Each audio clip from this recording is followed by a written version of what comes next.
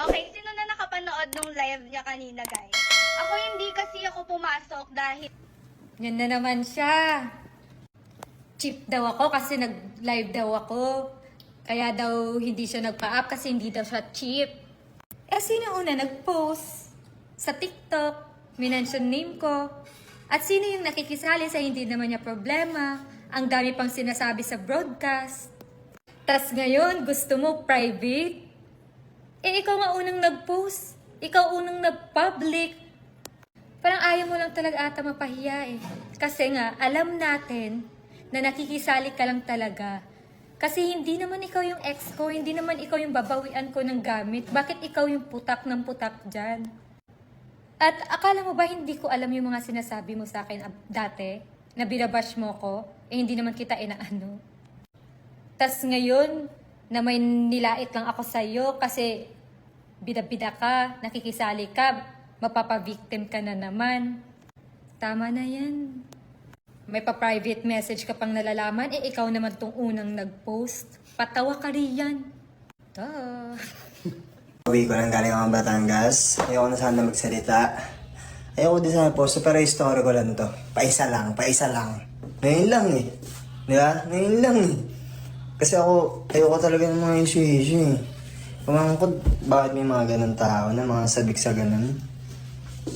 Tapos ngayon, balikan daw ng gamit, ganito ganyan, para ano? Di ba? Para ano, mapansin lang. Mapansin, wala na ako alam sa buhay niyo eh. Wala akong pakialam sa inyo, sa totoo lang. Wala akong pakialam na sa inyo.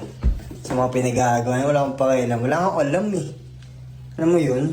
Tapos ngayon, balikan daw ng gamit. Ganito yun, okay lang, sige.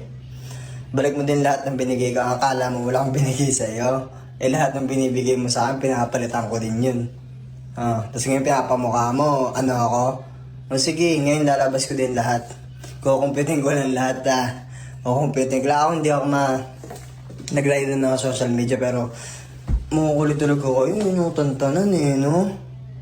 Yung tantanan talaga, bakit? Ano meron? Timik-timik ng buhay ko eh. Alam mo yun? Timik-timik ng buhay ko, ano bang problema nyo?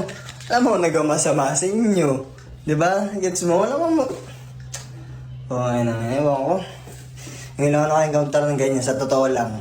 Ako to parcel, yung mga refund. Bibigay-bigay mo sa akin yung mga bagay na hindi ko na may hiningi. Ending, parang kasalanan ko pa na binigyan mo ako. Diba? Gets mo?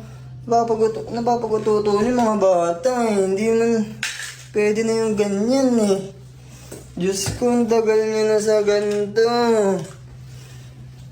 Ako po. Sige. Dahil ganyan trip niyo, ganyan laro. Sige, go. Balik mo din lahat ng inano ko. Kahit ako binigay ko ng kusayan eh. Pero dahil ganyan gusto nyo laro, sige. Sige. Beses nyo din ako sinaraan, pinaiya eh. Okay lang, tinanggap ko yun. Pero ngayon, yoko niyan. Pero syempre may ribat yan. Dangay na fantasy nila to eh. Mga ganito eh, no? So...